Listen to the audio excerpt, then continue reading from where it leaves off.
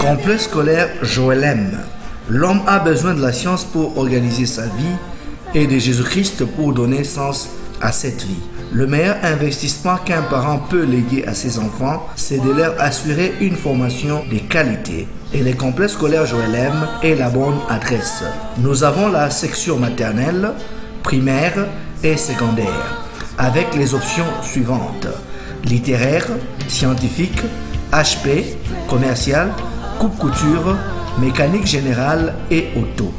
Nos adresses: complexe scolaire Joëlem Golf, 530 route Kipopo, terminus Malela. Complexe scolaire Joëlem Bel Air, numéro 4 avenue Béni, à 50 mètres de la chaussée de Kasenga, Bel Air Mukala. Joëlem Plaza, une salle polyvalente idéale pour vos manifestations. Mariage, conférences, dîner spécial, concerts et autres, Joëlem Plaza répond à toutes vos attentes. Nous mettons à votre disposition un service traiteur, des protocoles, des robes de mariée à vendre ou à louer,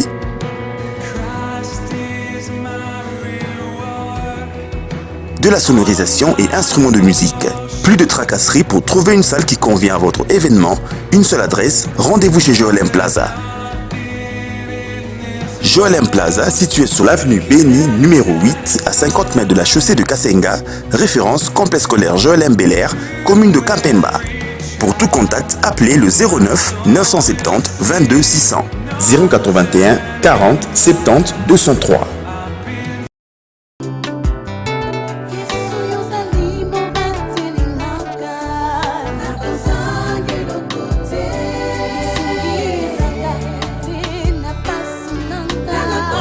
Bien-aimés dans les Seigneurs, Lawrence Mujinga Ministries annonce pour bientôt la sortie du nouvel album de Maman Joël Lawrence, Les heures sacrées devant son trône, en featuring avec le pasteur Atoms Mbuma.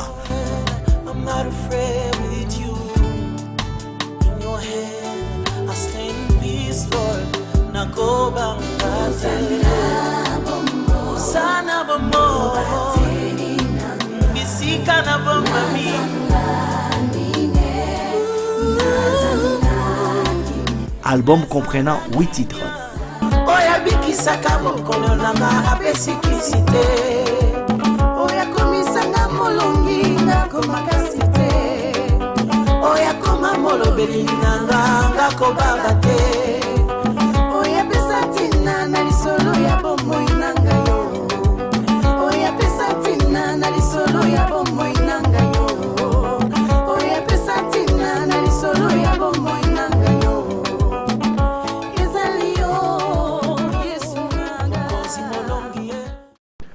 Oui, bien-aimés dans le Seigneur, nous vous bénissons dans les précieux noms de notre Seigneur Jésus-Christ et nous sommes très contents de vous savoir nombreux à l'écoute ou en train de suivre cette tranche qui vous bénit, l'heure du vent de miracle, avec votre serviteur, le pasteur Lawrence Mujinga.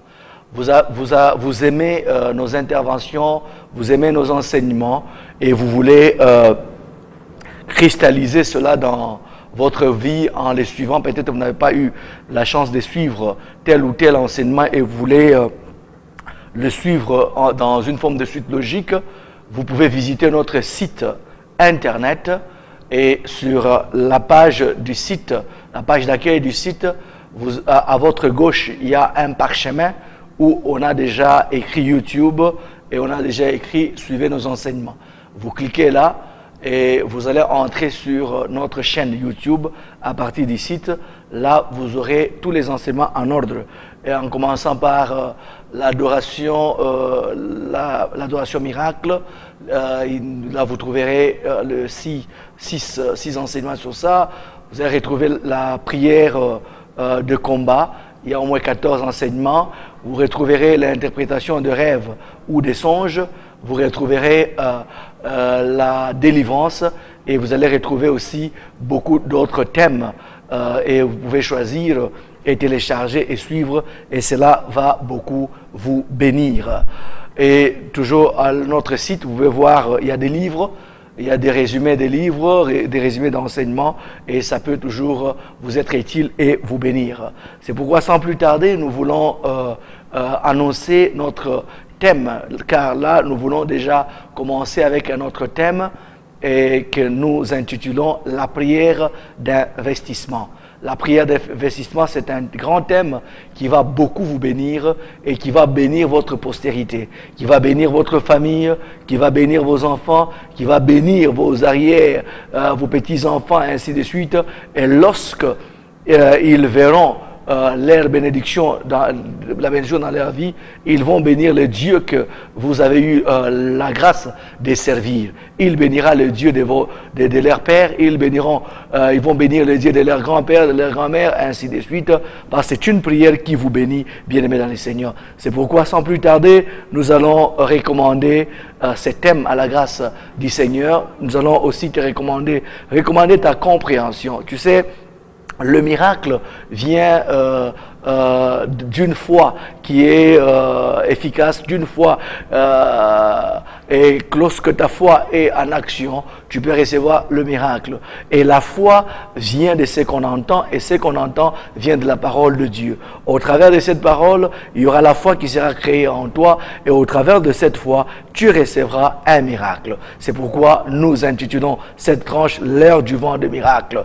Quand tu écoutes la parole, ça crée en toi la foi, ça crée en toi les choses, et ça te permet de recevoir le miracle. Vous savez, bien-aimés dans le Seigneur, le miracle sans la parole, c'est de la magie. Et aussi la parole sans la puissance, sans le charisme, bien-aimés dans le Seigneur, c'est juste des simples allégations, c'est juste des simples philosophies des hommes.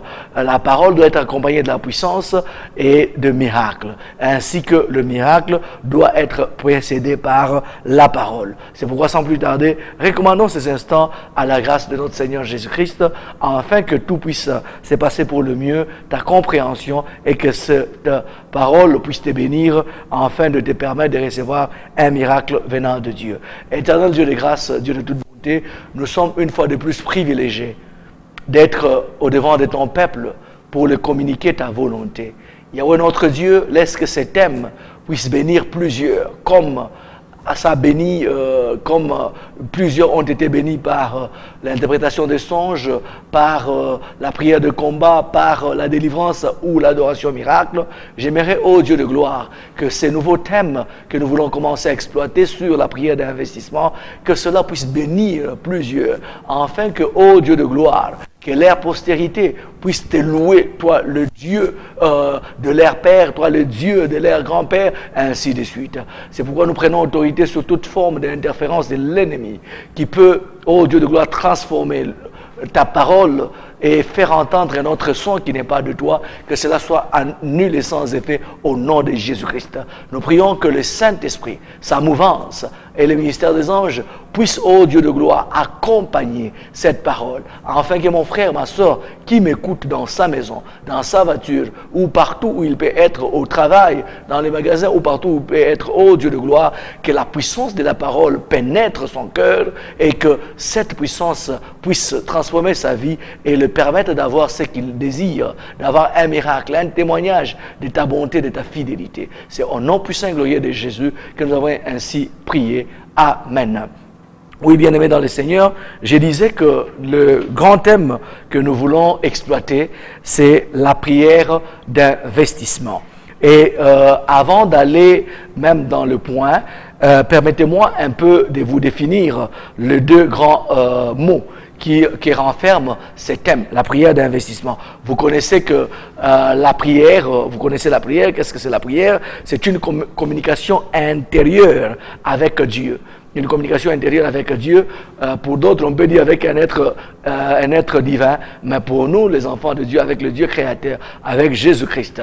Donc la prière c'est une communication intérieure avec Dieu ou avec Jésus-Christ. La prière elle est aussi une demande intense, une demande intense.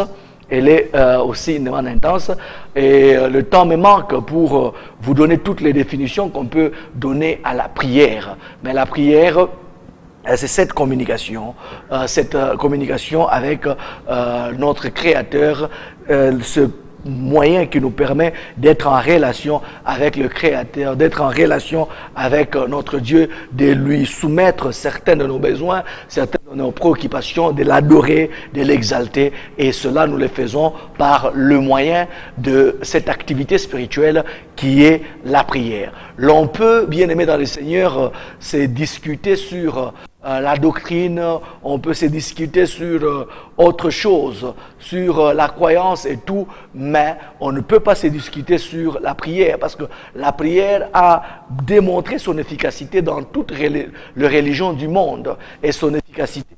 De commun accord, toutes les religions du monde ont accepté l'efficacité de ces moyens qui est la prière, le moyen qui nous permet d'être en relation avec le Créateur. Et qu'est-ce que l'investissement? L'investissement vient du mot investir. Et investissement veut dire l'action, ou c'est une action d'investir ou une action de placer des capitaux dans une entreprise. Une entreprise donnée, tu places des capitaux, c'est ça, investir. Donc l'investissement vient du mot investir, qui veut dire placer des capitaux dans une entreprise quelconque, par exemple, ou dans une activité quelconque. Et investir peut aussi dire dépenser l'énergie à quelque chose, dépenser son énergie à telle ou telle activité ou à telle ou telle chose. Donc, quelqu'un peut s'investir dans les études. Donc, pour dire, il peut se concentrer, dépensant son énergie dans telle ou telle chose. Quelqu'un peut s'investir, peut investir dans des maisons, il construit. Quelqu'un peut investir dans des enfants, en les éduquant, ainsi de suite. Donc, placer des capitaux dans une entreprise, dépenser son énergie dans telle ou telle chose, et c'est ça, investir. Et là, nous parlons de la prière d'investissement. Donc, une prière qui nous permet de placer des capitaux dans le royaume, voulais-je dire, parce qu'ici, nous voulons parler sur cet investissement qui n'est autre que l'investissement dans les trésors célestes, qui n'est autre que dans les investissements, qui n'est autre que l'investissement dans le royaume. Et une personne qui investit dans une entreprise donnée, on l'appelle investisseur. C'est pourquoi, vous verrez, il y a des pays des tiers-monde ou des pays, ou encore même d'autres pays développés qui peuvent avoir un projet donné et comme leur budget est bien limité, pour accélérer ces projets-là, ils peuvent chercher des investisseurs, des gens qui ont des capitaux, des gens qui ont des moyens pour amener leurs moyens dans cette entreprise-là. Et lorsqu'ils amènent les moyens dans cette entreprise, ils investissent, ils font une forme de partenariat, ils font une forme de joint venture qui les permet de mettre les capitaux ensemble. Une fois qu'il y a des dividendes, une fois qu'il y a des résultats, des bénéfices, ils peuvent se partager ces bénéfices-là entre les investisseurs. Et les investisseurs, on peut aussi, en d'autres termes, parler des actionnaires. Lorsque dans une entreprise, il y a 3-4 personnes qui ont mis leurs capitaux ensemble, 4-5 investisseurs qui ont mis leurs capitaux ensemble, on peut les appeler les actionnaires de cette entreprise-là. L'autre peut être investisseur à autant de pourcentage, à tel ou tel pourcentage, et une fois qu'il y a des résultats, de bénéfices, chaque investisseur, chaque actionnaire va récolter les bénéfices selon le capital qu'il a eu à placer dans telle ou telle entreprise. Sans plus tarder, prenons la parole de Dieu pour que nous puissions beaucoup plus nous entretenir dans ces grands thèmes sur la prière d'investissement. Nous sommes dans Matthieu chapitre 6, versets 19 à 21. La Bible dit, ne vous amassez pas de trésors sur la terre, où la teigne et la rue détruisent, et où le voleur perce et dérobe. Mais amassez-vous des trésors dans le ciel, où la teigne et la rue ne détruisent point, et où le voleur ne perce ni ne dérobe. Donc, bien aimés dans le Seigneur, là, c'est notre verset de base qui va nous permettre de cheminer avec ces grands thèmes que nous intitulons la prière d'investissement. Premier point, pour ceux-là qui sont en train de nous suivre et qui écrivent, premier point, les investissements terrestres. Les investissements terrestres. Je vous rappelle que investir veut dire placer des capitaux, ou l'action de placer des capitaux dans une entreprise, dans une activité donnée, ou encore dépenser ou mettre son énergie dans une activité donnée ou dans un travail donné. Et le premier point, c'est les investissements terrestres. Bien aimé, avant d'aller plus loin, il est à noter que les investissements terrestres sont beaucoup plus fragiles. C'est fragile par rapport au temps, par rapport aux circonstances, par rapport à beaucoup de réalités. Et c'est pourquoi le Seigneur nous recommande de ne pas nous amasser des trésors, en d'autres termes, de ne pas investir, de ne pas beaucoup plus donc ne pas investir dans les trésors sur la terre où il y a la teigne, où il y a la rue, où il y a les voleurs qui percent, qui dérobent, parce que l'investissement terrestre a toujours eu certaines faiblesses, l'investissement terrestre a toujours été fragile. Et beaucoup de gens ont investi dans plusieurs domaines, et même il y a un temps de l'ancienne République, par rapport à notre pays, la République démocratique du Congo, où quelqu'un qui pouvait travailler, quelqu'un qui pouvait avoir ses affaires, et il épargne son argent pour un projet d'investissement ou encore pour voir certains dividendes sortir de son compte épargne, mais le temps qu'il a besoin de cet argent-là, il y avait, tu as ton propre argent, mais on te donne un plafond à retirer, ton propre argent, et si tu avais besoin de $1000, on te fait signer le chèque de 2000, de 3000, mais le reste, c'est le gérant ou le banquier qui prend ça, et toi, tu ne prends que le miette, tu vois ton propre argent être gelé, tu vois ton propre argent être bloqué. Et les gens ont été déçus dans des banques terrestres parce que il y a eu telle ou telle situation dans les pays, et ça fait que l'investissement de la personne a pu bloquer. L'investissement de la personne est tombé à l'eau. Et il y a aussi de faiblesse, de fragilité de cet investissement terrestre eu égard à la situation politique. Et il y a des gens qui ont investi, ils ont investi des grands moyens, ils ont eu des grands biens, mais ils ont placé des capitaux dans telle ou telle affaire, mais la situation politique a fait que cet investissement est tombé à l'eau, a fait que cet investissement n'a pas pu marcher. Tout simplement parce que les contrées dans lesquelles la personne a investi étaient attaquées par la guerre, et il a vu ces choses détruites, il a vu beaucoup de paramètres gelés, bloquer son investissement.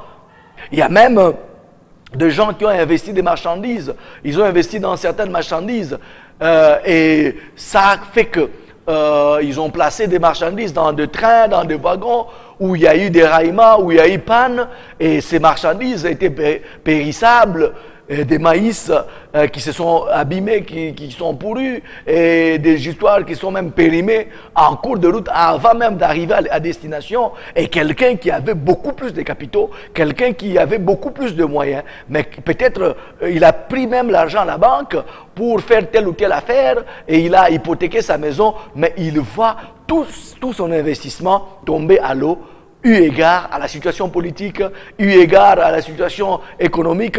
Il y a même des gens qui ont investi dans tel ou tel aspect des choses, et l'inflation est venue dans les pays, la monnaie a bougé, et ils se sont vus leur investissement être dilapidé, leur investissement chuter.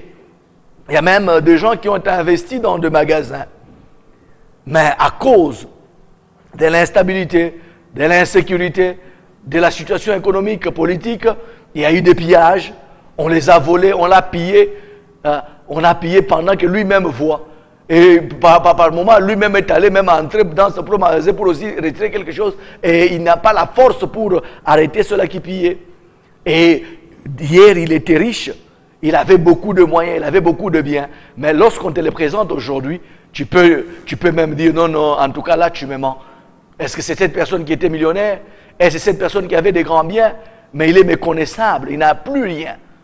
Tout simplement parce que le pillage est passé par là. Tout simplement parce qu'il y a eu des conflits ethniques qui est passé par là. Tout simplement parce qu'il y a eu la guerre qui est passée par là. Tout simplement parce qu'il y a eu des intempéries. Il y a eu beaucoup de petites choses qui sont passées par là et qui ont fait que la personne en un jour puisse perdre tout ce qu'il a fait comme sacrifice pendant beaucoup de temps. C'est pourquoi le Seigneur nous dit de ne pas nous amasser des trésors sur la terre où la teigne, la rouille détruisent et où le voleur perce et dérobe.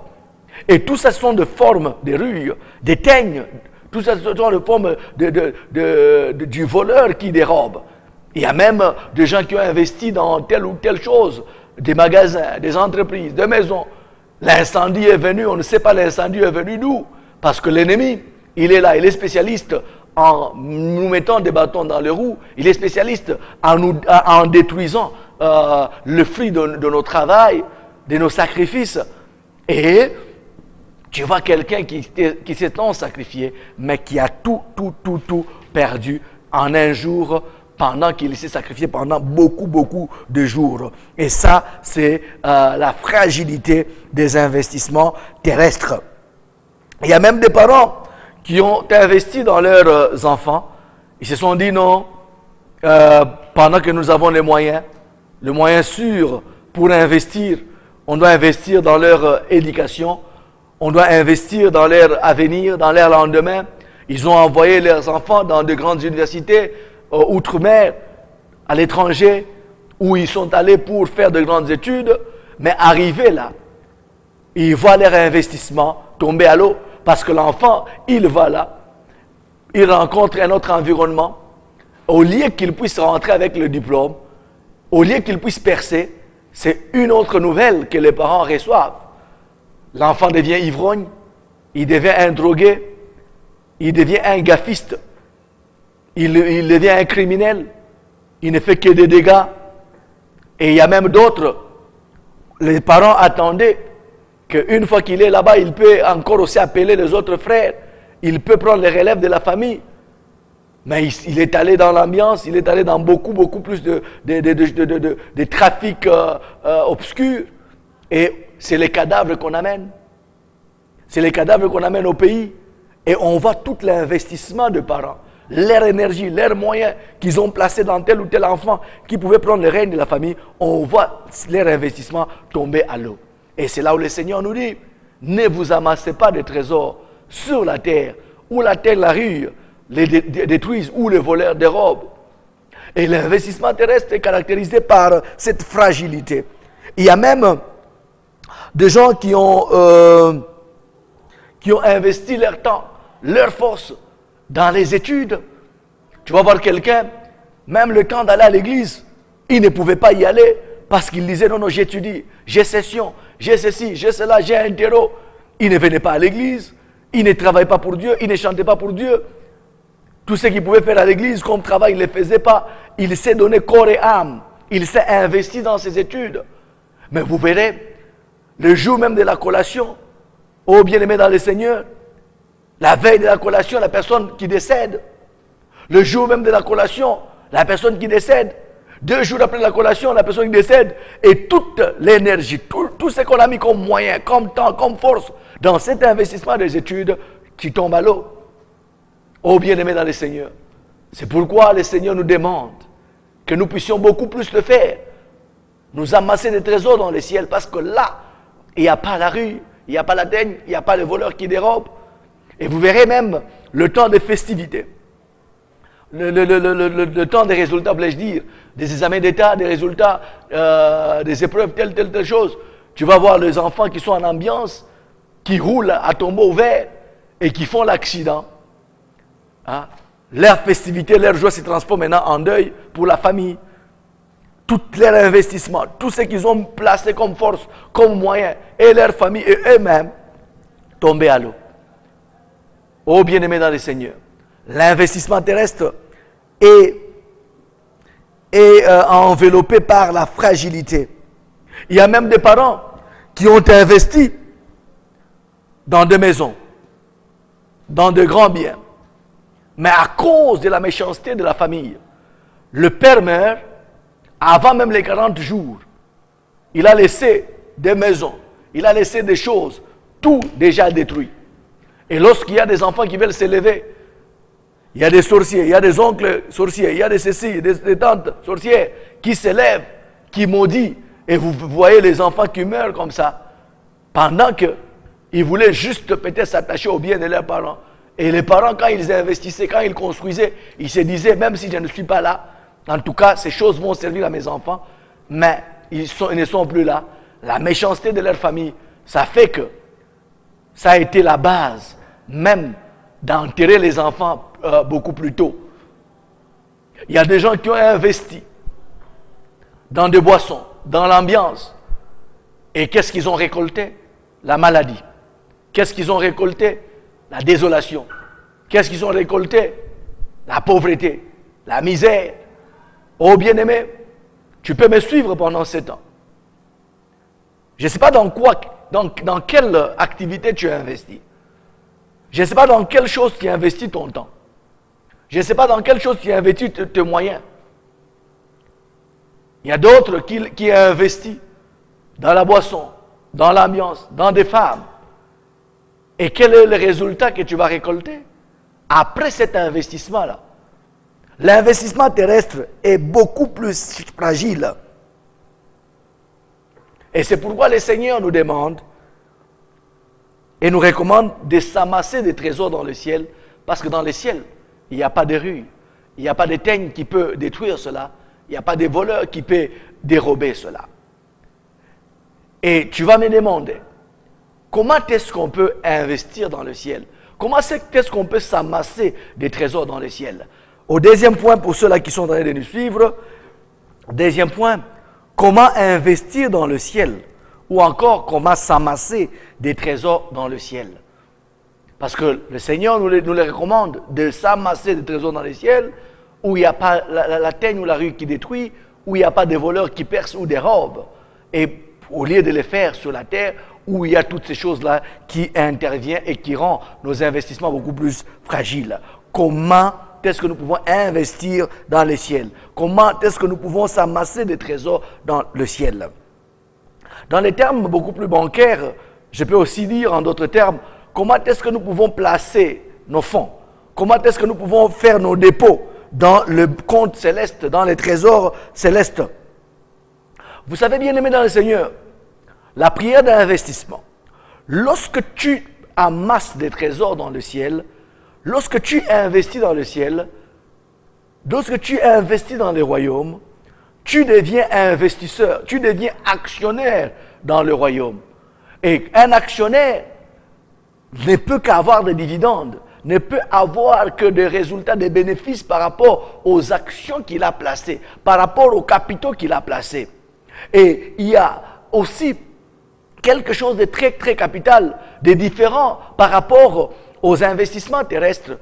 Lorsque tu places, tu t'amasses des trésors dans le ciel, oh bien-aimé, l'investissement céleste est stable parce qu'elle ne connaît jamais de crise économique, elle ne connaît jamais d'inflation, elle ne connaît jamais de guerre, que le pays soit en guerre.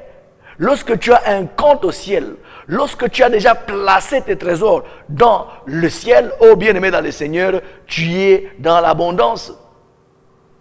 Même si l'économie est fragile, même si le pays est en guerre, mais pour toi qui as le compte céleste, tu peux construire.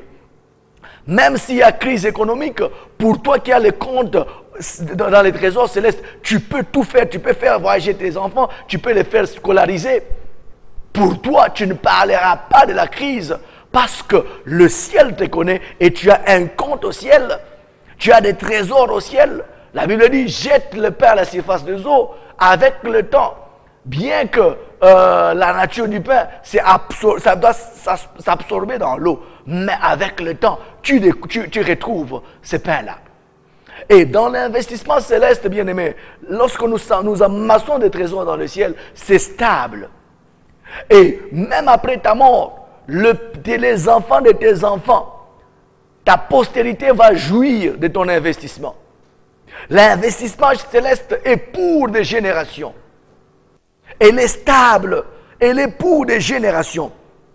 C'est pourquoi, bien-aimé dans le Seigneur, David pouvait dire dans Psaume 37, 25, « J'ai été jeune, j'ai vieilli, et je n'ai jamais vu un juste abandonné, ni sa postérité mendiant son pain. » Vous savez, bien-aimé dans le Seigneur, aujourd'hui, nous avons des clochards, nous avons des enfants de la rue, nous avons des enfants qui sont dans des situations alarmantes, tout simplement parce que leurs parents, leurs grands-parents, ils ont investi sur la terre, ils ont investi dans le compte de l'ennemi, et ils n'ont pas fait cela dans le compte céleste.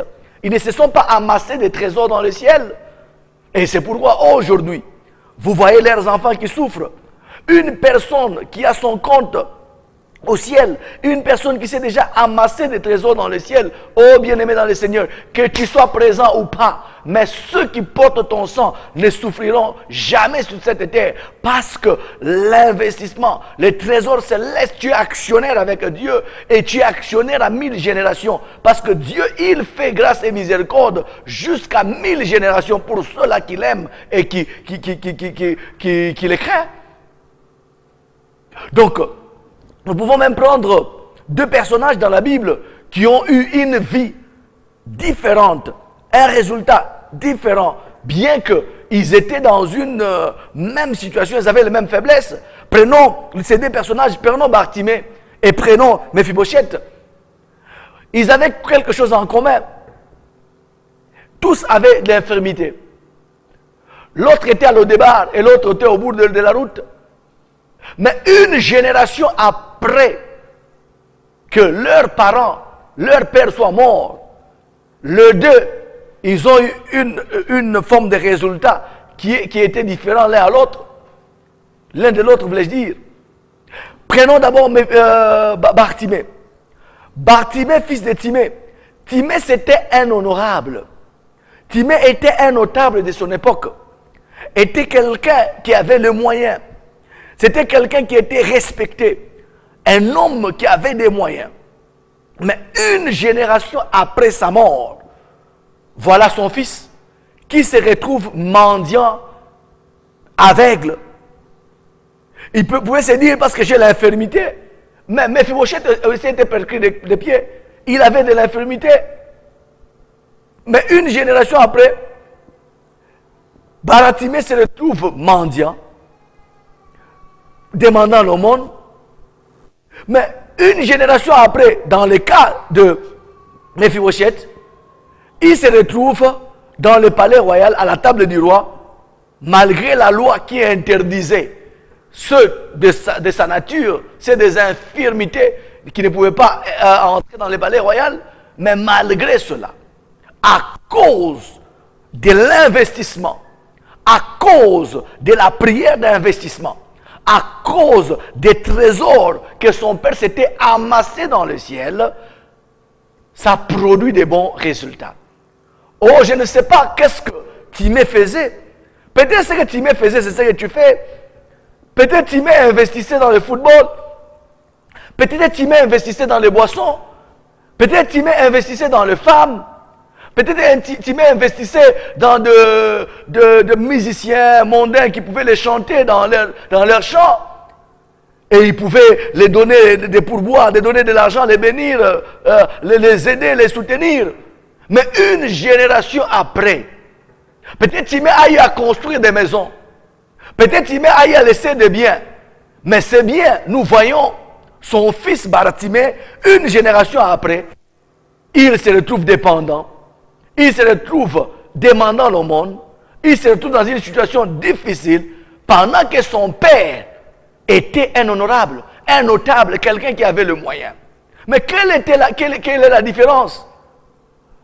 entre Timée, entre Baratimée et Mephibosheth. Pour Mephibosheth, Jonathan, ce garçon qui a si investi dans la vie de David, qui a placé les trésors dans le ciel, bien qu'il était mort, la génération qui suivait après sa mort, son fils Mephibosheth s'est retrouvé dans le palais royal, à la table du roi, en train de manger.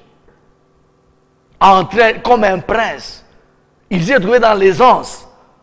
Pourquoi? Parce que son père, au-delà de l'investissement matériel, au-delà des maisons qu'il pouvait laisser à son fils, au-delà des moyens qui pouvaient être cachés, épargnés pour ses enfants, il a su aussi s'amasser des trésors dans le ciel. Oh bien-aimés dans le Seigneur, de la même manière que nous nous préoccupons pour scolariser nos enfants, de la même manière que nous nous préoccupons pour construire leur avenir, pour les laisser un héritage matériel, le maison, le bien, le ceci, le cela, nous devons aussi nous préoccuper pour fournir, pour amasser des trésors dans le ciel, dans leur compte céleste. Parce que lorsque nous amassons des trésors dans les comptes célestes, oh bien-aimés dans le Seigneur, c'est pour 1000 générations. C'est pour des générations et des générations qui seront bénies. Parce que toi, tu as eu à servir le Seigneur avec ta force, avec tes biens. Le temps arrive, oh bien-aimé dans le Seigneur, tu construis ta maison, tu construis la maison des enfants, construis, investis aussi, place de fonds dans les trésors célestes. Et même si tu es mort, oh, ces fonds de maison terrestre, aucun oncle ne peut les ravir à tes enfants. Même si tu es mort, aucune personne ne peut ravir ces choses. Peut-être, Timée avait laissé certains biens qu'on a ravis à Baratimée, qui n'a pas joui de ça. Mais bien aimé dans le Seigneur, lorsque tu investis dans les trésors célestes, même si les hommes terrestres peuvent ravir tout à tes enfants, mais ils ne peuvent pas ravir ce que tu as placé dans les trésors célestes. Et ce que tu as placé dans les trésors célestes, ça va faire bénéficier tes enfants. Ça va les faire réussir. Ça va les faire avancer dans tout ce qu'ils font. Ça va les faire avancer partout où ils peuvent être. Ils vont bénéficier des dividendes parce que leur père a été actionnaire dans le royaume. Parce que leur père était un grand investisseur dans le royaume. Aujourd'hui, nous voyons des familles. Il y a des familles qui ont de grands biens. Les petits-fils, les arrières, ils sont en train de bénéficier de toutes ces choses. C'est les grands-pères qui avaient commencé. Ils ont placé des investissements dans telle entreprise. Il y a de ceux-là qui ont placé dans Mercedes, dans ceux-là qui ont placé dans telle ou telle autre entreprise. Et chaque année, chaque mois, ils jouissent des intérêts par rapport au placement des capitaux que leurs parents avaient fait. Et tout, si nos banques terrestres, si nos entreprises terrestres peuvent donner ce genre de choses, oh bien-aimés dans le Seigneur, pour notre Dieu, il est capable de faire ce que les hommes peuvent faire, mieux que les hommes, à la distance qui sépare la terre et le ciel. Et si toi, papa, toi, maman, tu as eu à placer tes trésors dans le ciel, tu as eu à investir dans le royaume, oh tes enfants, que tu sois mort, que tu sois vivant, ils vont jouir de ces choses. Ils vont jouir de la bénédiction. Ils vont jouir d'une grâce particulière que le Seigneur le fera. Et c'est là où nous sommes en train de parler sur le deuxième point. Comment investir dans le ciel? Comment s'amasser des trésors dans le ciel? Oui, je disais, deuxième point, comment investir dans le ciel? Comment s'amasser des trésors dans le ciel? Première possibilité de virement des trésors dans le ciel, première possibilité de s'amasser des trésors dans le ciel, toute assistance faite à une nécessité. Cela veut dire un pauvre, un indigent, un orphelin, faite aux veuves, un étranger, quelqu'un dans les besoins. Tout ce que tu peux faire comme assistance à une nécessité, c'est-à-dire un indigent, un pauvre, un orphelin, une veuve, un étranger, quelqu'un qui est dans les besoins, c'est un mode de s'amasser des trésors dans le ciel. C'est une voie de fournir le compte céleste. C'est une voie de mettre des dépôts, de faire des dépôts énormes de trésors, de l'argent dans le compte céleste. Et nous pouvons lire cela dans Matthieu 25 à partir du verset 35. Qu'est-ce que la parole de Dieu déclare? Car j'ai eu faim et vous m'avez donné à manger. J'ai eu soif et vous m'avez donné à boire. J'étais étranger et vous m'avez recueilli. J'étais nu et vous m'avez vêtu. J'étais malade et vous m'avez visité. J'étais en prison et vous êtes venus vers moi. Les justes lui répondront, Seigneur, quand avons-nous vu avoir faim et t'avons-nous donné à manger, ou avoir soif et t'avons-nous donné à boire? Quand avons-nous vu étranger et que nous t'avons recueilli, ou nu que nous t'avons vêtu? Quand avons-nous vu malade ou en prison et nous sommes allés vers toi? Et le roi leur répondra, je vous l'ai dit en vérité, toute les fois que vous avez fait ces choses à l'un de ces plus petits de mes frères, c'est à moi que vous les avez faites. L'un des plus petits de mes frères veut dire les nécessiteux. Les gens vulgaires, les gens qu'on ne peut même pas espérer avoir quelque chose de retour en eux ou d'eux. Et quand nous faisons ces assistances à tous ces gens dans les besoins, à ces nécessités dans les besoins, c'est au Seigneur que nous les faisons. Quand nous les faisons à notre semblable, c'est au Seigneur que nous les faisons. Et surtout celui qui est dans le besoin. Et là, nous nous amassons des trésors dans le ciel. Donc, toute assistance que tu fais aux nécessités, aux bien-aimés du Seigneur, c'est au Seigneur que tu es en train de les faire. Et nous pouvons même ajouter un autre verset, Proverbe 19, verset 17. Qu'est-ce que la Bible dit? C'est lui qui a pitié du pauvre, prête à l'Éternel, qui lui rendra selon son œuvre. Lorsqu'à chaque fois que tu es en train d'aider les indulgents, tu es en train de prêter au Seigneur, donc tu es en train d'amasser des trésors dans les comptes célestes, et tes enfants, tel qu'il est écrit, tout ce que l'homme aura semé, il les moissonnera. Oh bien-aimé, il y a une loi sur la terre, la loi de l'action et de la réaction. Donc tout ce que tu as pu s'aimer, tes enfants auront la même sémence. Tu as donné à manger, tu as aidé quelqu'un à être logé, tu as vêtu quelqu'un. Oh bien-aimé, que tu sois mort ou que tu sois vivant, partout où ton nom sera, partout où ton sang sera, aucun de tes enfants ne pourra mourir de faim. Et c'est pourquoi David l'a déclaré en psaume que nous avons lu 37, 25. J'étais jeune, j'ai vieilli, et je n'ai jamais vu un juste abandonné, ni sa postérité mendier son pain. Quand tu es juste et que tu as placé des trésors dans le ciel, bien-aimé dans le Seigneur, partout où ton fils peut être, que ce soit en brousse, que ce soit au pôle Nord, que ce soit au pôle Sud, où il n'y a même pas quelqu'un qui te connaît. Oh bien-aimé dans le Seigneur, le trésor céleste, le trésor que tu as amassé dans le compte de tes enfants, le trésor que tu as amassé, oh bien-aimé, dans toutes les assistances que tu as fait aux gens qui étaient dans les besoins, ça va parler au nom de tes enfants. Et ça parlait dans la vie de Mephibosheth. Qu'est-ce que tu fais? Dans quoi tu as investi? Investis dans les choses utiles. Ne dépense pas l'argent dans tous ces péchés que tu fais. Ne dépense pas l'argent dans toutes ces boissons-là. Oh bien-aimé dans le Seigneur, tes enfants après toi, tes petits-enfants, ils seront dans la situation de Bartimée. Ils seront dépendants. Ils vont mendier le pain. Ils vont mendier le pain.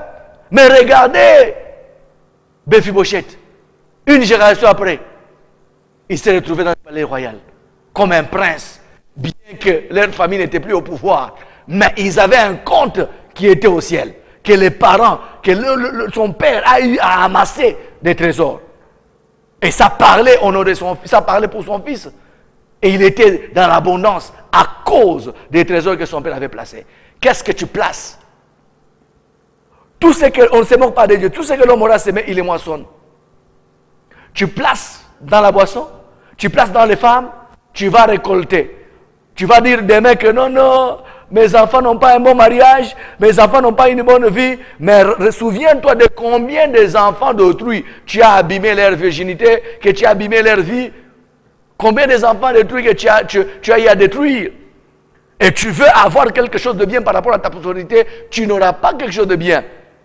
Oh bien-aimé dans le Seigneur, au-delà des prières que nous pouvons faire, des prières avec foi, il y a une prière aussi, une dimension de prière par rapport au comportement. C'est pourquoi je dis toujours, sois bien et tu auras ce qui est bien. Tu ne peux pas dire, oh Dieu, donne-moi un bon mari, oh Dieu, donne-moi une femme. Tu n'auras pas une bonne femme, tu n'auras pas quelqu'un de mieux que toi-même. Tu auras quelqu'un qui sera attiré par ce que toi-même tu es. C'est pourquoi si tu veux avoir ce qui est mieux, sois toi-même bien. Tu ne peux pas marcher de n'importe quelle manière. Tu ne peux pas te salir de n'importe quelle manière. Et que toi, tu puisses dire que le Seigneur puisse te donner ce qui est bien. Puisse te donner une femme qui est bien. Puisse te donner un homme qui est bien. Pendant que toi, tu t'es détruit, tu auras seulement quelque chose, quelqu'un attiré selon ta nature, selon ta situation dans laquelle tu es. C'est pourquoi sois bien. Et tu auras ce qui est bien. Oh, bien-aimé dans le Seigneur, dans quoi tu as investi? De la même manière que tu construis des maisons pour tes enfants, amasse des trésors dans les ciels. Et en s'amassant des trésors dans les ciels, sois bien avec les gens qui t'entourent. Ce n'est pas pour rien que le Seigneur place tous ces gens-là qui sont dans les besoins tout autour de toi. Ce n'est pas pour rien que le Seigneur te permet de voir des orphelins, de voir des pauvres, de voir des indigents, des veuves qui t'entourent. C'est pour que tu puisses être une bénédiction par rapport à eux. Et la bénédiction, on connaît quelqu'un qui est béni, pas par la quantité de biens qu'il a, mais par le nombre de gens dont cette bénédiction bénit. La bénédiction n'est bénédiction que lorsqu'elle est en bénédiction à ton voisin, lorsqu'elle est en bénédiction à ton semblable, lorsqu'elle est en bénédiction à ceux qui t'entourent. Ce n'est pas pour rien que le Seigneur a prévu que ces gens t'entourent et que tu vois leur malheur, que tu vois leurs besoins. Toute assistance que tu fais à une nécessité, à quelqu'un dans les besoins, un indigent, un pauvre, un orphelin, oh bien-aimé, c'est l'or, ce sont des diamants que tu places dans les comptes célestes et que tu sois là ou que tu ne sois pas là. Ta postérité aura, tu as prêté à Dieu, tu as mis dans les comptes célestes, ta prospérité aura des dividendes, ou ils auront le bénéfice par rapport à ce que tu as placé comme sémence dans la vie de tous ces gens-là. Oh, c'est pourquoi Proverbe 19 le dit, verset 17, celui qui a pitié du pauvre prêt à l'Éternel, qui lui rendra selon son œuvre. À chaque fois que tu as fait toutes ces choses là-bas, oh bien-aimé, tu as prêté à Dieu. Et quand tu auras besoin, laisse-moi t'informer que le ciel parlera. Le compte céleste va virer des choses, va virer des montants, va virer des possibilités. Et tu auras des choses à un prix que tu ne peux pas t'imaginer. Tu vas t'étonner, oh mais comment j'ai eu ça à un très bon prix? Pendant que les autres, ils acquièrent des choses à des prix qui sont un peu très élevés. Mais toi, tu as des choses à tes prix, tout simplement parce qu'il y a un contrepartie qui est payé par le ciel, qui est payé par ton compte céleste. Parce que tu es un homme de bien. Parce que tu es un homme qui a fait beaucoup plus de bien. Alléluia. Jacques 1, 27. Qu'est-ce que la Bible dit? La religion pure et sans tache devant Dieu notre Père consiste à visiter les orphelins et les veuves dans leur affliction et à se préserver des souillures du monde. Oh, bien-aimé dans le Seigneur, trouve une occasion d'investir dans le royaume. Les gens qui t'entourent, les nécessités qui sont dans les besoins. Peut-être tu as un orphelin chez toi. Tu as un enfant peut-être de telle ou telle personne de ta famille qui est déjà décédé et que tu es en train de recueillir chez toi. Bien-aimé, cet enfant est une bénédiction pour toi. Traite cet enfant d'une bonne manière. Et le traitant d'une bonne manière, tu es en train de placer des trésors dans le ciel. Tu t'amasses des trésors dans le ciel. Tu t'amasses des trésors dans le ciel. Le Seigneur ne place pas les gens autour de nous au hasard. Il les place pour un objectif. Comment est-ce que tu reçois les gens? Il y a des gens qui sont dans les besoins. Il y a des gens qui ont besoin de nourriture. Il y a des gens qui ont besoin de vêtements. C'est pourquoi, bien-aimé dans le Seigneur, si le Seigneur t'a accordé les moyens et que tu as des choses en abondance, tu as la nourriture et ainsi de suite, fais attention Ne jette pas la nourriture. Prépare une nourriture qui peut juste contenir ou qui peut suffire aux gens qui habitent. Et lorsqu'il y a des restes, regardez notre Seigneur Jésus, il a multiplié les pains. Et il demande aux disciples de récolter les restes parce que Dieu, il n'aime pas le gaspillage. Mais il y a des gens qui jettent la nourriture, qui font pourrir la nourriture. Il y a des gens qui préfèrent même, il a des habits, il a des choses, les souliers, les ceci, les cela. Il préfère même de brûler ces choses. Pendant que tu brûles ces souliers-là, il y a un indigent, il y a un orphelin, il y a quelqu'un, il y a un pauvre quelque part qui est dans le besoin et qui peut glorifier le Seigneur, louer le Seigneur juste pour les chaussures. Il peut louer le Seigneur et le remercier d'une manière que tu n'as pas idée. Oh bien-aimé dans le Seigneur. Donc, nous ne devons pas gaspiller toutes ces choses. Le Seigneur t'a aidé, il t'a béni. Amène ces habits-là, ces habits qui ne te conviennent plus. Les habits de tes enfants, ne brûle pas. Amène ça à l'église. On prie pour ça, on enlève l'odeur de tes enfants sur ces habits-là pour que le monde des ténèbres qui ont cette habitude d'utiliser telle ou telle chose comme point de contact pour nuire, qui ne puissent plus vous nuire. Amène à l'église, on prie pour ça et on fait la distribution aux nécessités. Et ta maison sera bénie. Pas seulement ce qui est comme accessoire ou qui est comme dérisoire, qui est comme superflu, mais amène même ce qui est bien pour toi. Ne donne pas toujours ce qui est détruit, ce qui est décoloré ou ce qui est troué. Aie l'habitude de partager ce que tu as bien aimé. Rappelle-toi que tu es venu sur la terre nue. Et lorsque tu mourras, tu n'emporteras rien. Même si tu aimes ta veste peut-être noire ou telle autre couleur, si cette veste-là, ton frère aime aussi ça, et que c'est lui qui devait te laver et qui devait choisir l'habit qu'on devait t'enterrer avec, il va te mettre ce que tu n'aimes même pas. Parce qu'il a le programme sur l'habit que lui aussi aime. Et c'est pourquoi quand tu as envie bien aimé, que tu as toute ta vie, que tu as tous les moyens que tu as, rappelle-toi que tout ce que tu es, c'est le Seigneur.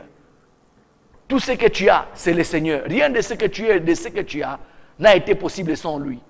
Et souviens-toi toujours de lui.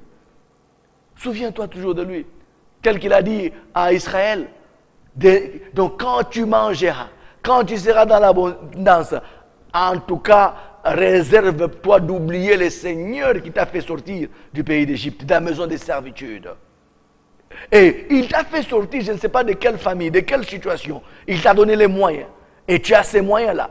Et la bonne manière de se souvenir du Seigneur, c'est en assistant ceux qui sont dans les besoins. La bonne manière d'investir dans les trésors célestes, c'est en assistant ceux qui sont dans les besoins, les orphelins. Vous savez bien aimé, dans des trésors ou dans des banques où on peut s'amasser, où on peut épargner nos trésors, dans des pays développés, d'autres pays, ce n'est pas seulement l'argent qu'on fait garder à la banque. On peut garder à la banque le bijou. On peut garder à la banque les lingots d'or, les diamants, les pierres précieuses. Il y a des gens qui gardent leur argent dans des pierres, dans des minéraux, dans des bijoux, dans des lingots d'or, et ainsi de suite. Et laisse-moi t'informer que l'assistance que l'on fait aux orphelins, aux veuves, aux bien-aimés, ce sont des diamants qu'on place dans les trésors célestes. Ça a une très grande valeur. Et c'est pourquoi le Seigneur insiste, dit, la religion pure et sans tache devant Dieu notre Père consiste à visiter les orphelins et les veuves dans leur affliction. Oh bien-aimé. Et il dit encore, et c'est préserver des souillures du monde. C'est cette religion sans pure et sans tache. Pas seulement tout ce que nous voyons aujourd'hui. Mais c'est ce que le Seigneur nous dit dans sa parole. Et c'est pourquoi, bien-aimé dans le Seigneur, amasse-toi des trésors dans le ciel. Aide ceux qui sont dans les besoins. Ne regarde pas pour aider quelqu'un que tu puisses faire des calculs que non, demain il m'aidera aussi, demain il me donnera aussi quand je serai dans les besoins. Non, les païens c'est comme ça qu'ils le font. Mais nous les enfants de Dieu, nous devons le faire sans pour autant même penser que un jour, cette personne peut nous donner aussi, ou nous rembourser, ou nous donner quelque chose, nous servir Mais quand nous les faisons, nous prêtons à Dieu, qui rendra chacun selon son œuvre et dans les besoins. Oh, laisse-moi t'informer que les œuvres que tu fais, si tu les fais, continue à les faire. Et en les faisant, ce sont des maisons que tu construis pour tes enfants et tu les places dans les trésors célestes. L'investissement terrestre, comme je t'ai dit, ça a beaucoup de fragilité. La guerre, les pillages, la méchanceté des hommes, et les diables, et les voleurs, toutes ces réalités, ça les rend beaucoup plus fragiles. Mais tu peux avoir des maisons terrestres, mais quand tu as aussi déjà fait dans les trésors célestes, ô bien-aimé dans le Seigneur, tes enfants seront heureux sur cette terre. Ils ne vont pas terminer comme Baratimée, une génération après la mort de son père qui était un honorable, un homme ayant des moyens. Il s'est retrouvé en train de mendier le monde. Pour tes enfants, ils ne le feront pas. Pour tes enfants, ils ne vont pas mendier le pain parce que tu es injuste. Injuste devant le Seigneur, c'est celui-là qui assiste et qui visite les orphelins et les veuves dans leur affliction. Il y a même des gens, tu habites avec des orphelins chez toi. Peut-être c'est l'enfant de telle ou telle personne, c'est l'enfant de tel membre de la famille, et tu les maltraites presque à tous les niveaux. Dans les manger, tu les maltraites. Dans les vêtements, tu les maltraites. Même à l'endroit où ils doivent dormir, tu les maltraites. Oh bien-aimé dans le Seigneur, tes affaires peuvent bien marcher. Ton travail tu peux même avoir la promotion dans ton travail à cause de cet orphelin qui est présent. Occupe-toi bien de ces orphelins. Ne fais pas des exceptions par rapport aux enfants. Qu'ils puissent se sentir sécurisés, qu'ils puissent se sentir aimés, qu'ils puissent se sentir bien traités. Oh bien-aimé dans le Seigneur, laisse-moi t'informer que tu verras le Dieu véritable dans ton travail. Tu verras les choses marcher bien. Occupe-toi bien de celui-là. Et le Seigneur va te bénir. C'est une occasion de bénédiction pour toi. Ne fais pas d'exception. Ne les maltraite pas. C'est seulement l'orphelin ou l'orpheline là qui se réveille à 5 heures pendant que des enfants dorment. C'est seulement elle qui torchonne. C'est seulement elle qui travaille. C'est seulement elle qui fait ceci, qui fait cela. Elle est comme domestique chez toi. Là, bien-aimé, tu vas t'attirer la malédiction. Mais lorsque tu les traites ou tu la traites d'une bonne manière, c'est la bénédiction que tu t'attires. Donc, premier moyen de virement, en soutenant, en assistant les nécessités, les pauvres, l'orphelin, la veuve, tel que nous avons vu cela dans la parole de Dieu. Oui, bien-aimé, lorsque tu as l'occasion de faire du bien, fais-le, même à un inconnu.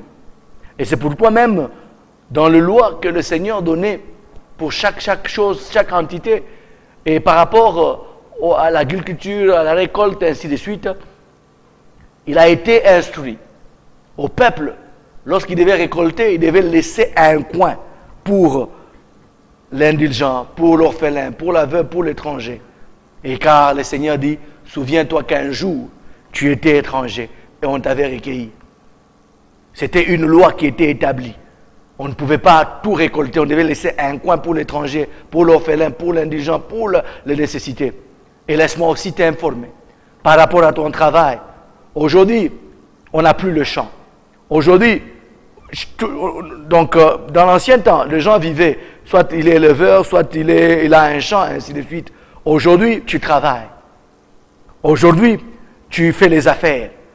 Et le Seigneur te dit, dans sa loi, que dans ce que tu as comme moyen, dans ce que tu as comme avoir, il doit y avoir une petite part que tu dois toujours laisser, que tu dois toujours mettre à part pour l'orphelin, pour la veuve, pour le pauvre, pour l'indigent, pour l'étranger, car il dit, un jour, tu étais aussi dans les besoins et on t'a aussi aidé. Oh bien-aimé dans le Seigneur, si tu m'écoutes en cet instant, amasse des trésors dans le ciel. Peut-être tu ne connais pas là où tu peux faire. Notre communauté, nous sommes une bonne terre où tu peux faire tes dons, où tu peux amasser tes trésors dans le ciel. Et laisse-moi t'informer qu'à la fin de ces enseignements, ta vie sera terriblement comblée. Et laisse-moi t'informer que tu vas avoir le succès dans toutes tes entreprises parce que tu vas connaître les secrets. Qui fait la grandeur? Retiens qu'on ne connaît pas un riche par la quantité de ses avoirs. On ne connaît pas un riche par le nombre de ses maisons, mais on connaît un riche par rapport à sa bénédiction qui est en bénédiction à son voisin, à autrui. Une bénédiction, ne bénédiction que lorsqu'elle est en bénédiction à ton semblable. Que le Seigneur te bénisse. À la prochaine.